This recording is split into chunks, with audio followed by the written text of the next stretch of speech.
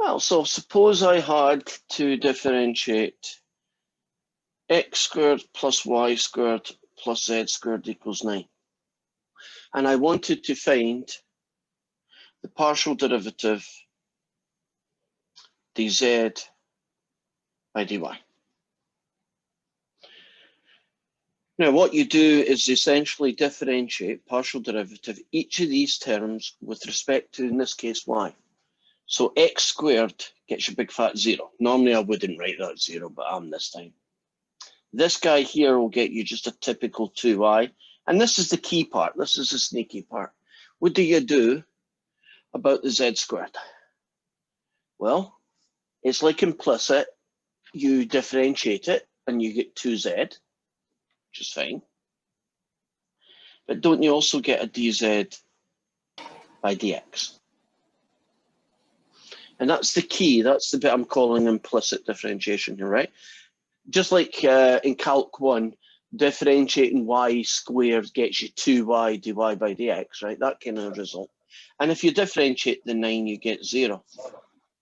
So in this point here, what we are going to do is eventually rearrange things and solve. Shouldn't that be dz over dy instead of a dx? Yes, thank you. Right. Here we go. Ah, you can't see this, but my little thing's going wonky on me. Okay. And that's a y. So basically you solve for this guy. So how about subtract 2y from both sides?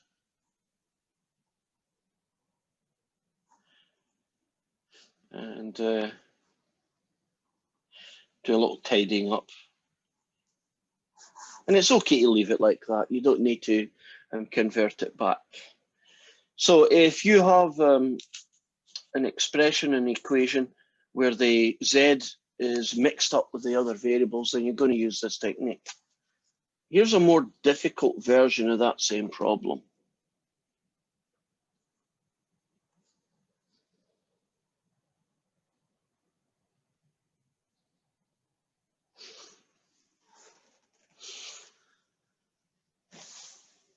This is kind of like the ultimate version of this ugly problem, right? So we can figure out this. We're pretty much done for this particular side issue. I've got a z cubed on one side. I've got a z squared on the other. On this right-hand side, it's not too bad. Oh, I should ask, or basically tell you what the question was. Right. Then in this case, you get 2z dz by dx plus 0, so I won't write it. Here's the problem. X, y, z cubed. I've got a partial derivative of that with respect to x. And it's not yz cubed.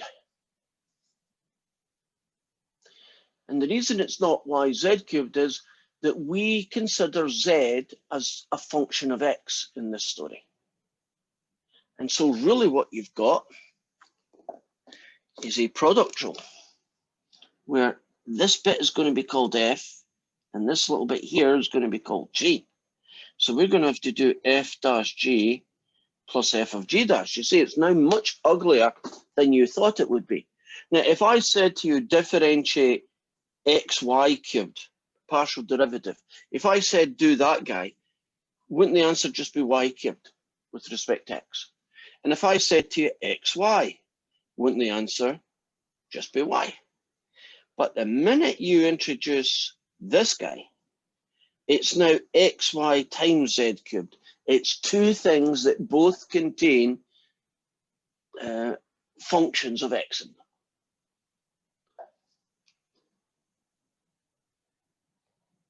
So what are we going to do next? Right, well, if you differentiate xy, partial derivative with respect to x, you get y. Leave the other guy alone. Leave the first fella and differentiate z cubed, which is 3z squared dz by dx. And that whole lot is 2z dz by dx. Now this next line is really just tidying up. I'm not doing anything that major.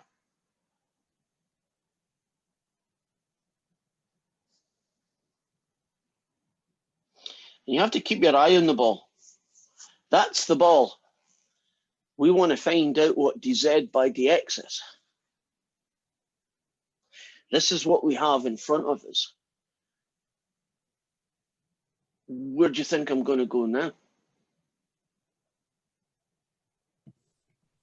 Bring the terms with dz dx over to one side. Okay. So in that case, I'll just subtract all of this. So I have a 2z dz by dx plus this big ugly mess. You got to remember this is at the tail end. There's nothing going to get much worse than this. That's correct.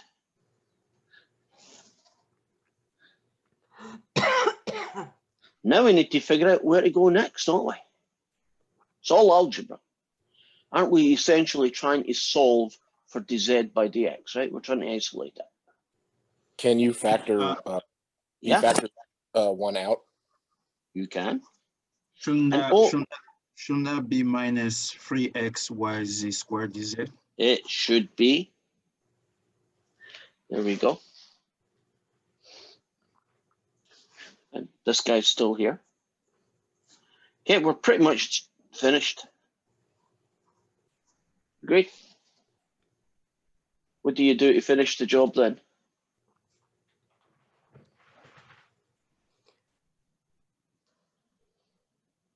How'd you get from here to here?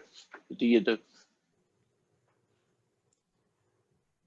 Divide both sides by 2z minus 3xy z squared. Divide by that ugliness.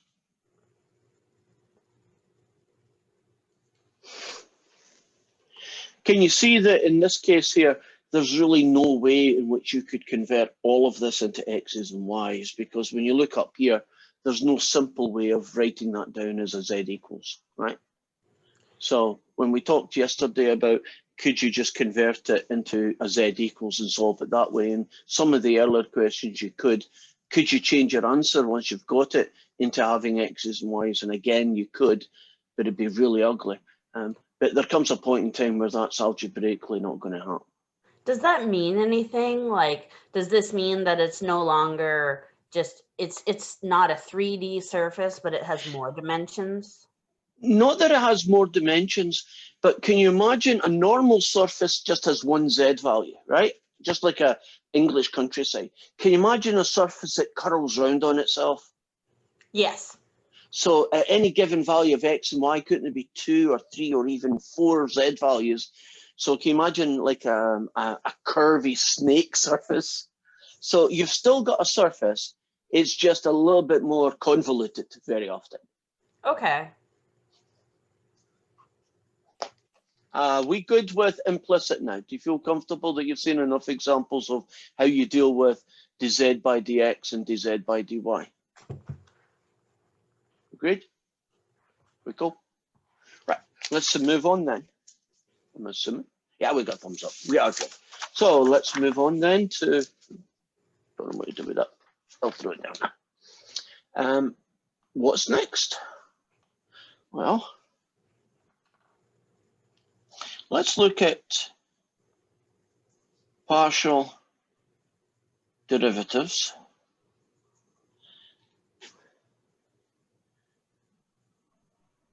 Second or third order. What do I mean by that? I mean, let's find second partial derivatives or even third partial derivatives. So I'm going to have a nice easy function to start off with. Let's have x cubed y squared plus 3x e to the y, right? Now, if I asked you to find the partial derivative with respect to x, hopefully you would say, hey, no biggie. You'd get 3x squared y squared, and you'd get 3e to the y. Now, we also use this notation.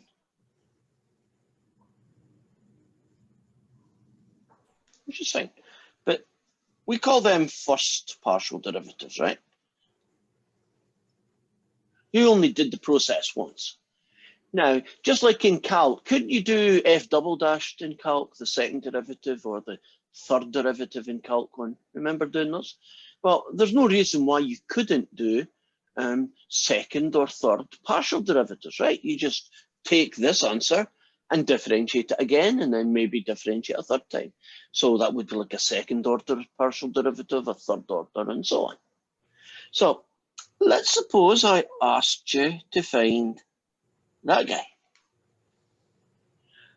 Now, what does that mean? Well, it means you take this answer, and don't you find its partial derivative again with respect to x? So this fellow would get you what, 6xy squared. Oh, that guy get you nothing. So you just get 6xy squared. Now you can also write that, it's a little bit more clunky, like that.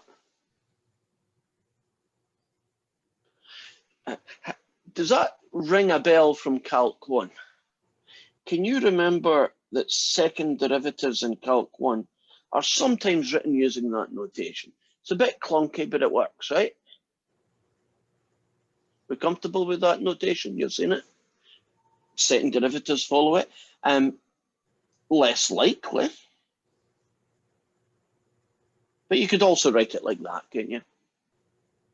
If you wanted to emphasize x and then x again. Well, let's return to the original function and find the partial derivative with respect to y this time. Well, if you do with respect to y, you get 2x cubed y plus, oh, nothing really. And if you wanted to do a second derivative, you'd get 2x cubed plus 3x e to the y.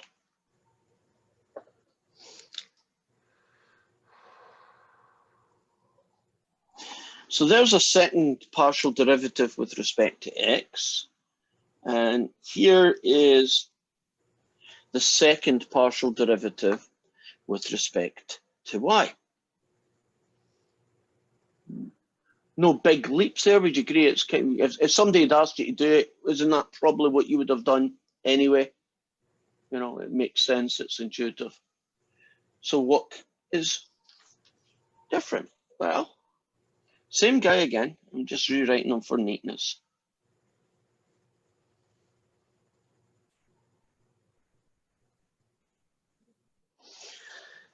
And I'm going to find that guy, which we already know who he is.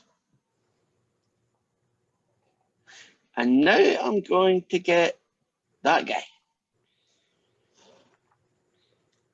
Now, what do you think this is asking us to do? Find it with respect to x and then y. Right, so we've done the x, so now we'll do it with y. And that gets me, what, 6x squared y, 3e to the y. Okay. Put a little bubble around that guy. And if I do f of y, which we've already done, which is this guy. And now I take this and differentiate it with respect to x. I get that.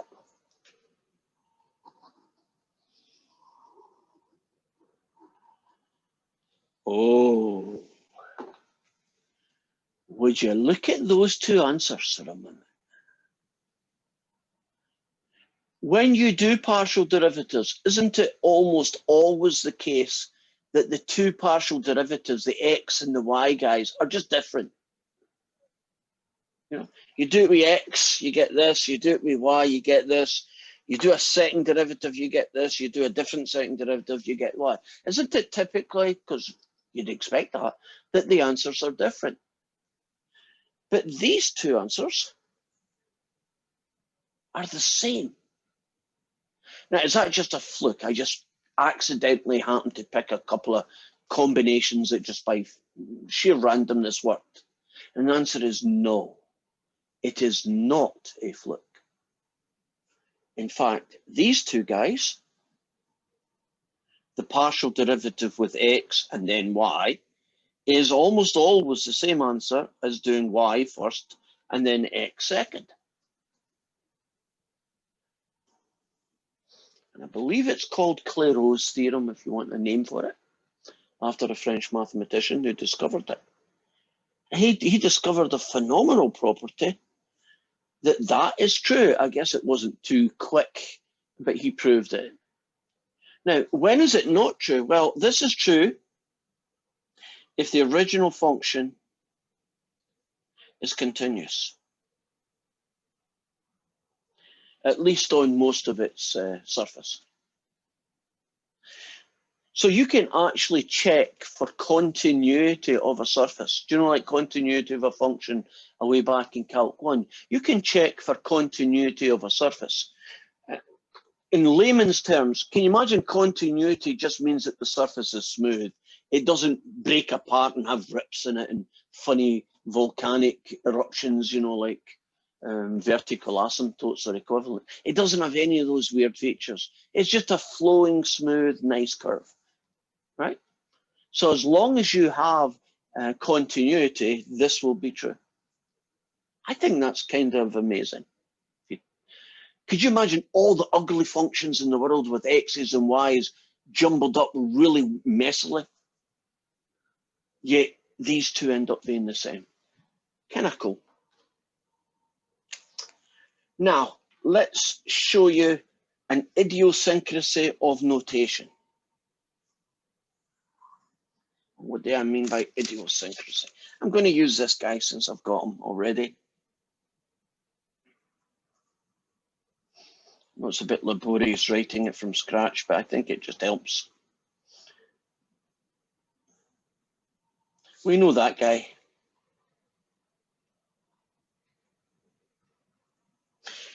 This notation and that notation are very similar, right? I mean, they're easy to do. There's no complications. Now, the guy that we call this fella here, right? If you take this guy and you do a partial derivative with respect to y, you are going to do that. Agreed? And that is written with this notation.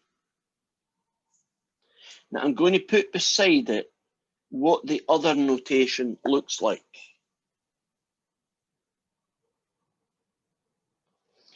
Do you see that in this notation, the order in which you do the partial derivatives is x first, y second? In this case, x first, y second. Do you see how this is pointing the opposite way? Isn't that a little bit annoying? Wouldn't it be nice if this said dx, dy? But that is not what it, that's not how you write it. Let's do an example of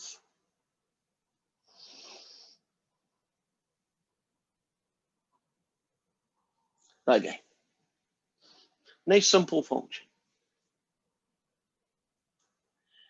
If I ask you to do that treble, right, third order partial differentiation, right, fx, y, z, who do I differentiate with first?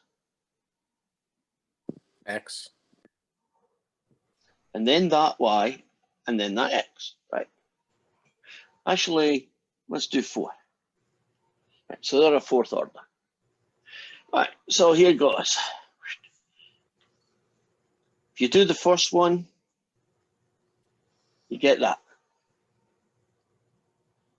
If you do it with y, you get that. If you do it with x, you still get that. And if you do it with x and x, you still get that, right? I'm doing ones that don't require. So that would be the final order. If I wanted you to do this same guy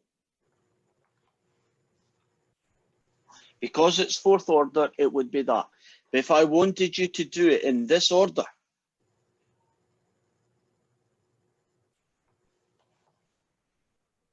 do you see how I would have to write it?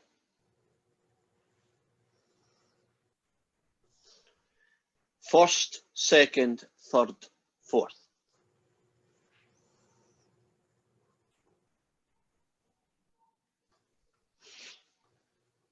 We can't do anything about that. That's just how the notation works, and it has to be done in that particular sequence. Any questions about that? Are you comfortable with the oddity of the notation? As long as you understand what you're being asked to do.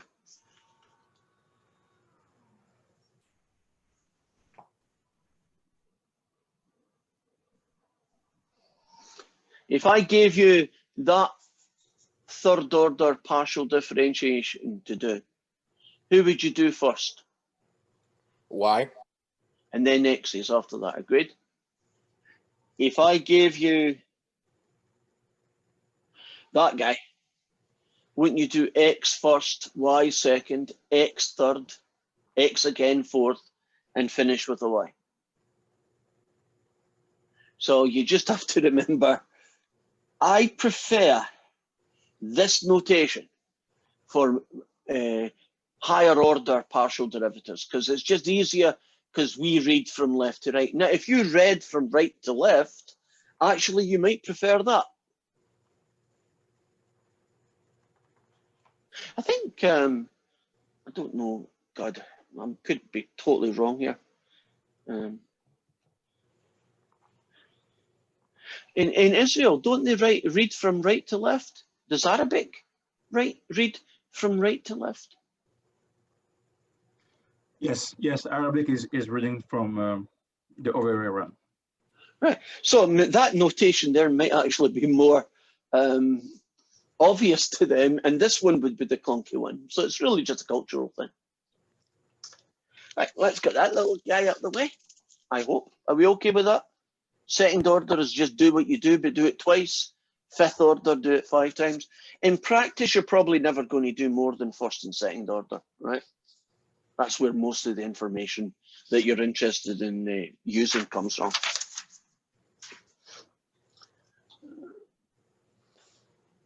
Check some stuff here. Yeah, we've covered. Yeah, covered.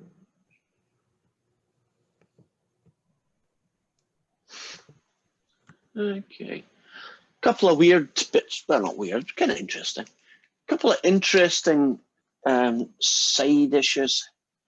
Suppose I had a function,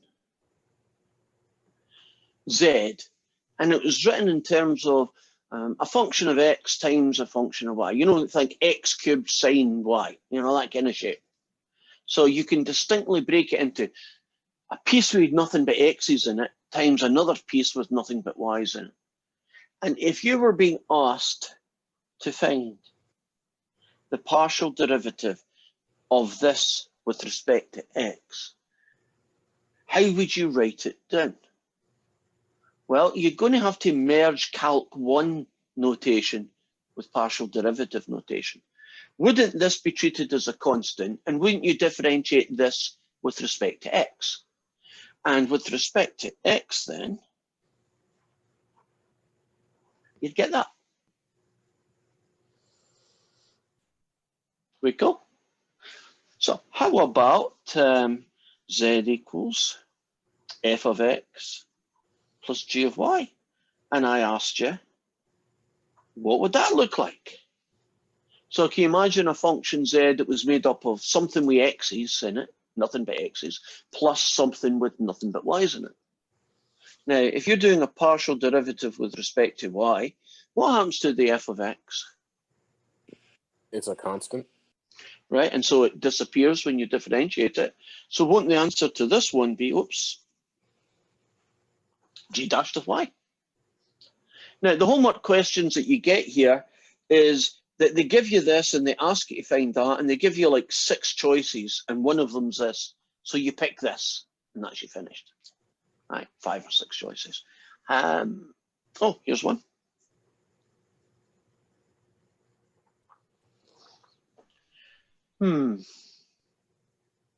Suppose you wanted to find that. And you wanted to do a partial derivative with respect to x. Well, wouldn't you have to differentiate this function times the derivative of this with respect to x?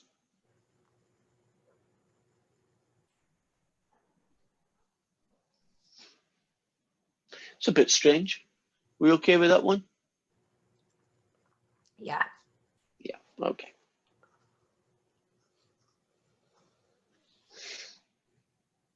I think I've covered enough of that.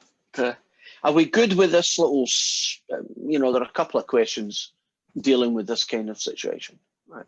They're not very common. What if it was What if it was a, like f of x divided by g of y? ooh. Well, it depends on which one you were asked to do. So let's do both. The partial derivative with respect to x would just be f dashed x over g of y, because g of y is a bit like having a half, right? It's just a constant. It's much uglier when you do this one.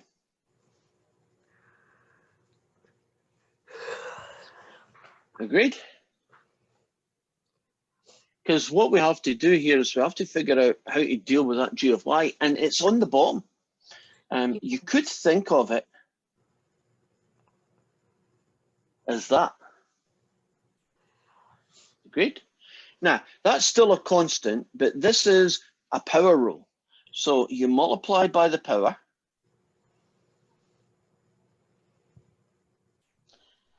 and you reduce the power by 1. And then you make it look pretty.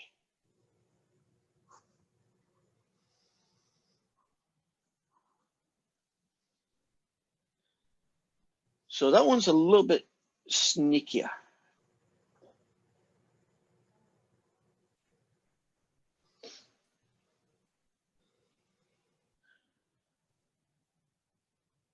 You okay with that one?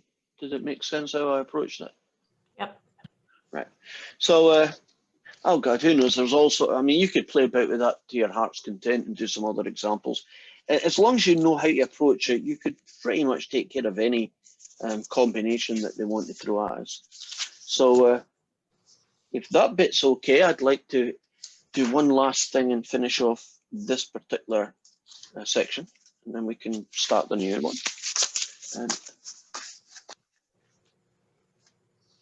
I'm going to zoom over it and show you what the homework questions look like. That might make it a little bit easier. If you can see what I'm talking about. I have a question about Sure. the homework. Go for So it. I was working on it last night and I had the right answer, but it didn't like how I entered it because it wouldn't let me do the fraction button. So I had to use my divide symbol on my keyboard. Oh. But in order to divide the whole thing, I had to have the whole upper portion, the numerator, in parentheses, but it was the right numbers. So I didn't know if you were going to go back and look if we had one wrong or not. No, I won't be able to be, that would take me too long to do that. So what you do, Brooke, Okay. is you shoot me an email saying, look, this is what I did, a screen grab, whatever you want to call it, right?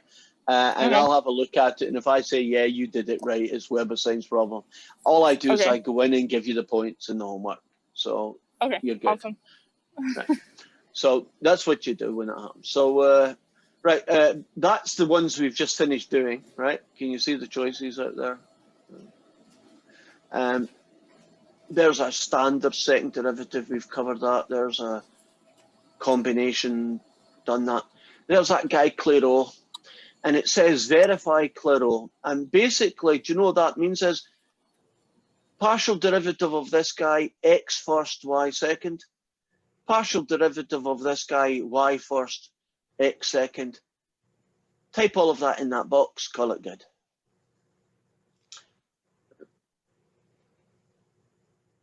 Now this one is part of the finishing off. So let's look at what this one is.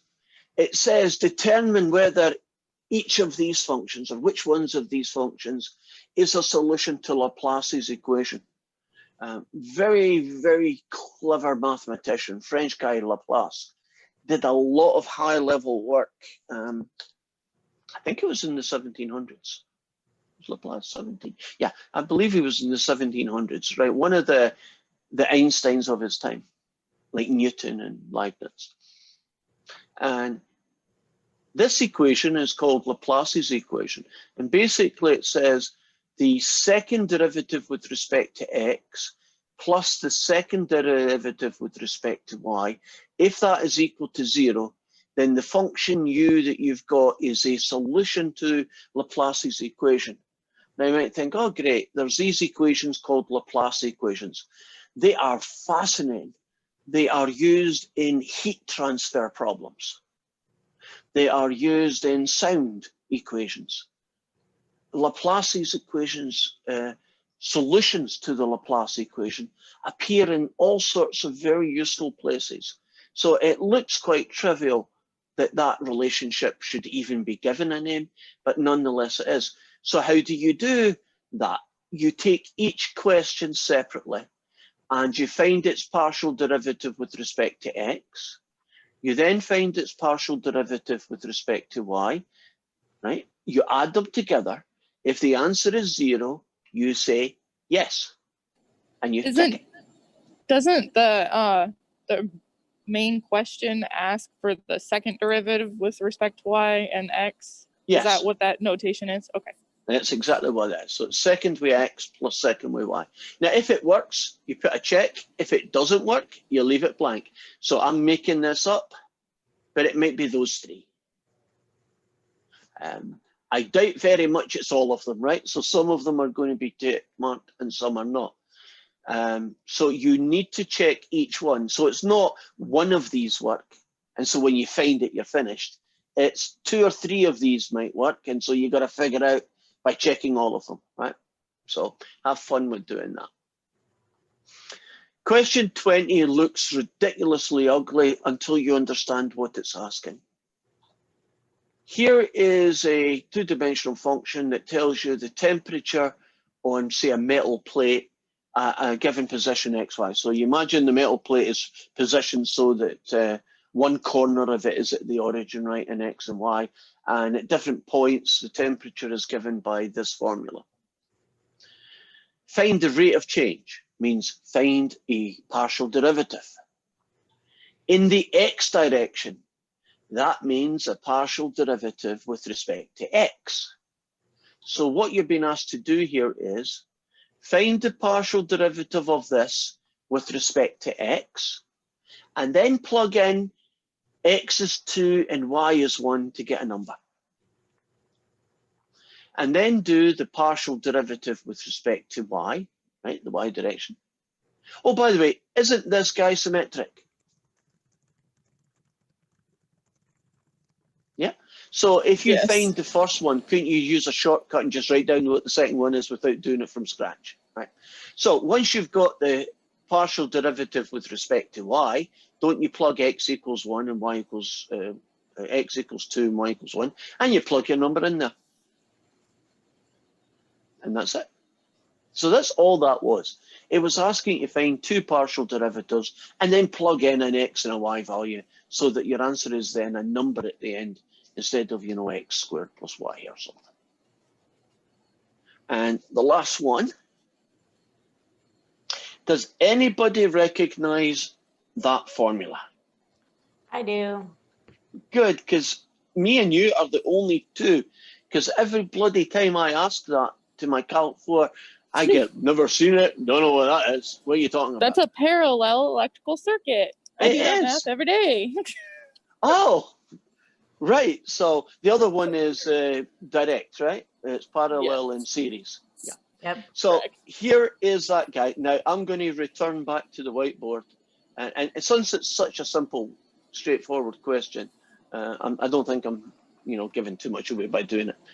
If you find the rate of change of the resistance with respect to the variable called R1, which essentially is the resistor 1. Right. How do we find it? Well, I would bring R1 raised up to -1 personally. Okay. I would do that too. The other Well, two, while I'm at it, I should probably do them the same, right? Okay. Where do we go now? I guess I'm going to start that partial. So DR with respect to D1, and then that becomes a power rule, right? So again, Yeah. it's So let's do that. If you do this guy with respect to R1, you get -1, raise it to the power, right? -1, yes, and then the other two will zero out because they're they don't constant. have it. What's this guy going to get you? I guess that's -1 R raised to the power of -2 DR1. So essentially, isn't that a disguised implicit partial differentiation? So that's a bit messy, so I'm going to rewrite it as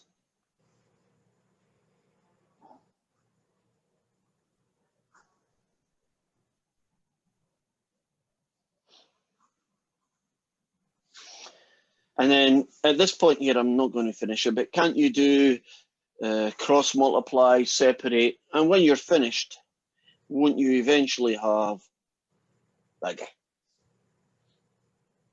So what you're doing here is you're finding how the rate of change of resistance is affected if all you move or alter is the resistance of R1. And So this equation is yep. symmetrical, right? So it will actually be for any one of those. Yeah, you could just switch the R2 and the R3 and you can see them.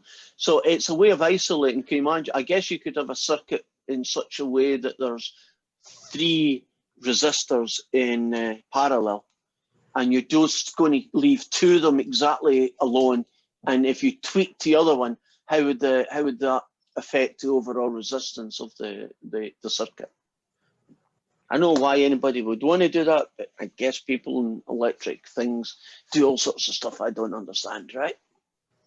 Would that be a normal thing to do, to have some parallel resistors and just tweak one of them to see what the overall effect is? It is interesting. I would say probably normal in my super layman's knowledge of it. Okay, so cool thing to do. That makes us finished our first section. A lot of stuff in it, but it was a kind of intro one, so we wanted to get you up to speed. So now we are going to look at the next section, which is the chain rule. And I'll take a quick check on that. And the number on that one is 14.4. So I'll only have a little bit of time, got about 7 minutes, but that's plenty to at least get a start on this. There are a number of different versions of chain rule. They're all called the chain rule, but there's different degrees of, I don't think this is the word, chainness. I want you to imagine that Z is a function of X and Y. That's pretty standard. But now, X is a function of T, and Y is also a function of T. In these questions, this type of chain rule question, you will not be asked to find the partial derivative of Z with respect to X or even Y. You will be asked to find the derivative of Z with respect to this variable.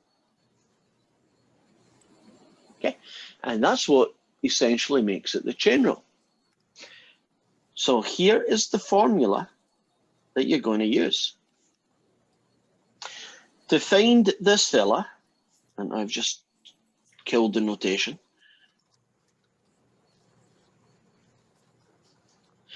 it's the partial derivative of Z with respect to X times the partial derivative of x with respect to t. Darn it in space, I am not good today. It's nitpicky, but I want to be correct. These are solid D's because really, isn't z just a function of t? If you replaced all the x's and y's with these guys, wouldn't z just turn into a big ugly function of t? So dz by dt is a solid one. It's a partial derivative of z with respect to x, but a solid dx by dt, because isn't x just a function of t? So if you differentiate it, it's a solid one variable deal, right? So that's me being nitpicky, but I want to be it because it's the right way to do it. There, Darren got the guy. Let's hide all that stuff. Well, if you do a partial derivative of this guy with respect to x, you get 2xy cubed, and that guy there gets you absolutely nothing. Multiplied by, if you differentiate this guy with respect to t, you get 3t squared plus 1. Then you add, you differentiate this guy with respect to y, and you get 3x squared y squared plus an e to the y times the derivative with respect to t, which is cosine t. And there is your dz by dt guy. Now you're going to probably like the next answer. Do we have to turn all of that into t's? Right, in other words, replace the x with this ugly mess, replace the y with this, right, and multiply it out and do what you do. The answer is no, you do not need to do that. Typically, it's not necessary because these expressions are pretty ugly, and if you turned everything into t, they would become ridiculously ugly and no great benefit in doing that. So the short answer is just leave the damn thing alone. Now, if I wanted to, I could do it. Could you imagine that x would be replaced by this and that y cubed gets replaced by sine cubed? I could do it, right? I'm just saying, let's not bother. It's not worth it. X and y are variables, so is t. So there's no problem in having a formula with all three of them in it, right? You could figure out what guy, what guy goes where. If somebody said to you t was 4, right? Then wouldn't all these t's turn into 4s? What would the x turn into? Whatever 4 cubed plus 4 is. What would y turn into? Whatever the sine of 4 is, right? So you can still evaluate it at any given value of t. We're just making life a little bit easier by not converting it. So that's one flavor. Suppose z was x squared y cubed plus e to the y, and x was s plus t cubed, and y was e to the s plus t. Now what that is saying is z is a function of x and y, but x and y are themselves functions of another two variables called s and t. And in these questions, you're going to be asked to find the partial derivative of z with respect to s, and or the partial derivative of z with respect to t. And that we call a chain rule, right? That's the process. A function of a function is essentially what a chain rule is, right? In partial derivatives, it just takes on a more complicated concept. Z is a function of x and y, but so is x and y a function of two other variables, right? It's a function of a function, right? It's a double level thing. Let's try and find it. The partial derivative this time is a partial derivative. It's not a solid d, isn't it? The little curvy d's, right? The partial d's. A del. A del. Yeah, I think that's what they're called, a del. And the formula for it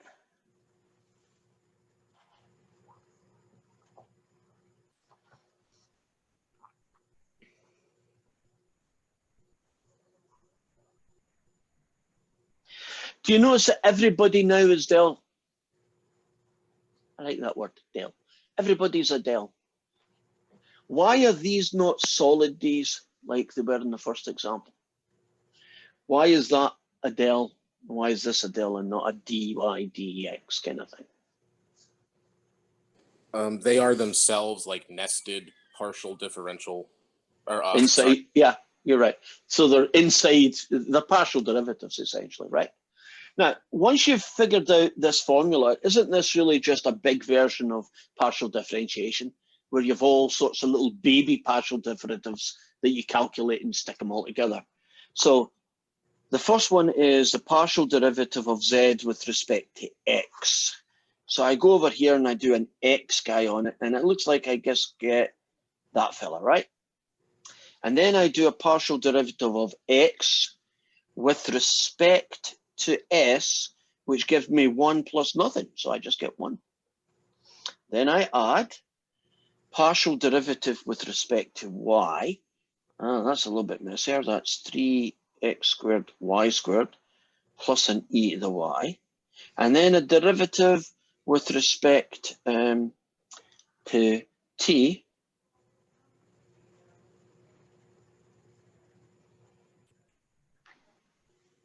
Nobody noticed my mistake. What's my mistake? This formula is not correct. What is my mistake? Everything I've done so far, what's wrong with that last guy?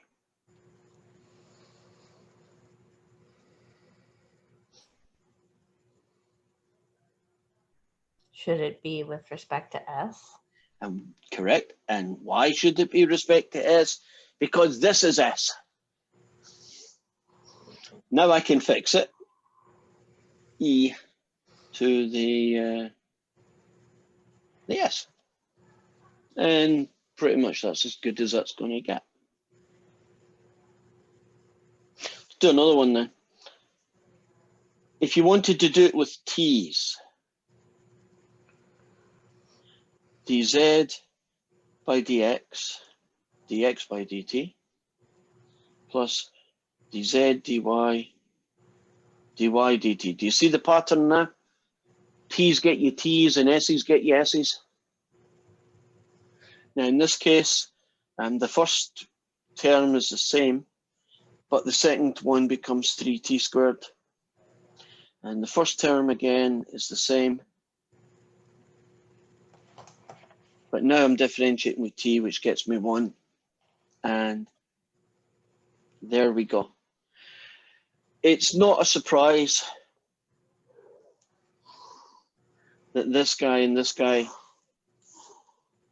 are totally different, which is what you typically expect, don't you, with partial derivatives? That first partial derivatives are typically different, aren't they?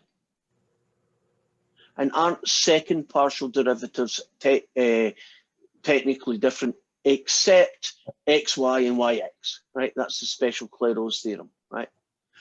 We won't go into second partial derivatives using the chain rule. It's really quite ridiculously ugly. So ain't going to happen. Are we comfortable about this chain rule process? Now, what could they do to make your life awkward? Well, I guess what we could do is, let's do it one. Let's suppose I tell you to find this fella, right? These guys,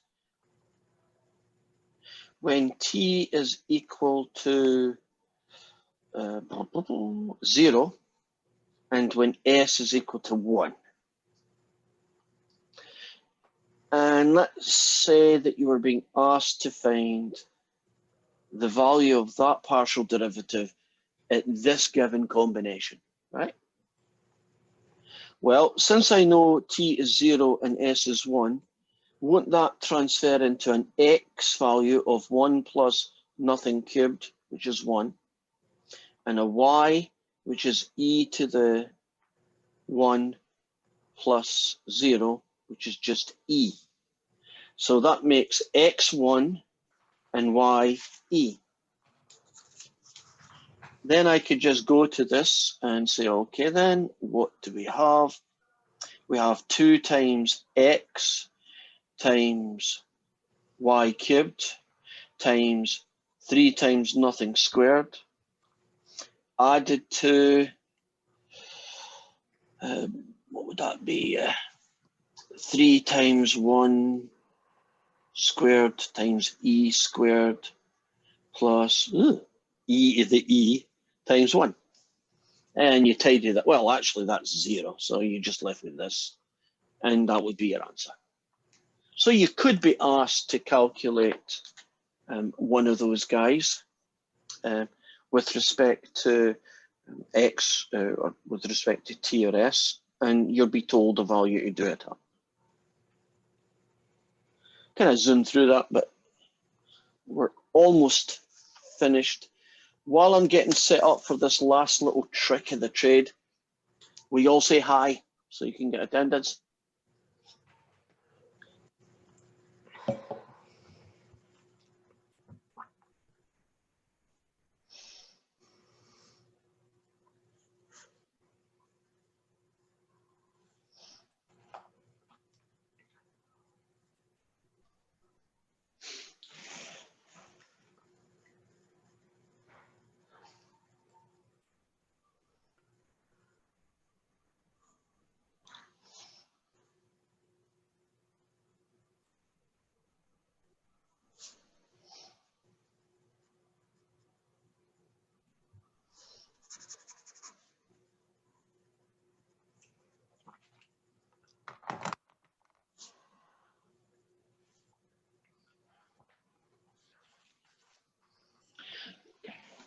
Here's a little trick of the trade.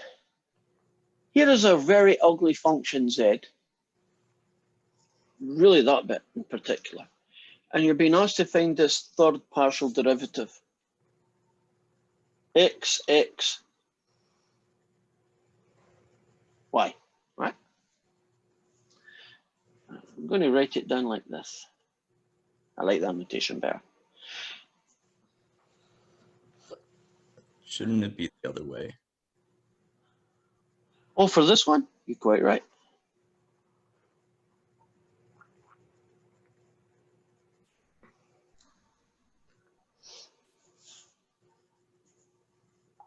I think so. Now, another thing that Clairaut found out, which is amazingly useful, is that if you're doing a third partial derivative, right? So after you've got by number 1, second, third, and fourth, it only works for second, third, and fourth. You can do them in any order you like, and you get the same answer. So xy gets you the same answer as yx, right? Provided it's a continuous function. So if you're being asked to do y, x, and x, can you imagine trying to do y with this would be scarily ugly? So don't. Change the order. Wouldn't it be much better to do x, x, and then a y? Because if you did x first, wouldn't you just get big ugly mess?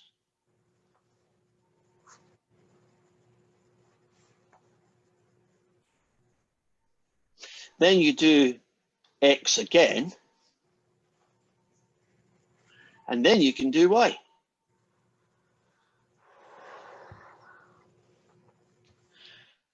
Do you see how easy it was by choosing the order in which you calculate your partial derivatives?